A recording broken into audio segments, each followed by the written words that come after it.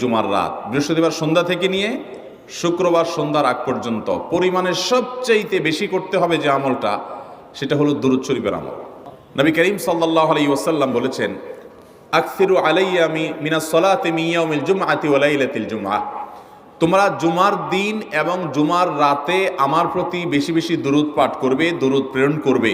ফাইন্না সালাতাকুম মা'রুদাতুন আলাই, কারণ তোমরা যে দুরূদ পাঠ করো এটা আমার কাছে পেশ করেন আল্লাহর ফেরেশতারা, এবং রীতিমতো নামধাম সহকারে আল্লাহর একদল ফেরেশতা নিয়োজিত আছে। তারা বলেন, আল্লাহ, হে আল্লাহ রসুল, আপনার অমুক উম্মত, অমুক অনুসারী, আল্লাহর অমুক বান্দা পৃথিবীর অমুক প্রান্ত থেকে, অমুক দেশ থেকে, অমুকের সন্তান, সে আপনার প্রতি দুরূদ পেশ করেছে জুমার দিনে, জুমার রাতে বা অন্য সময়ে।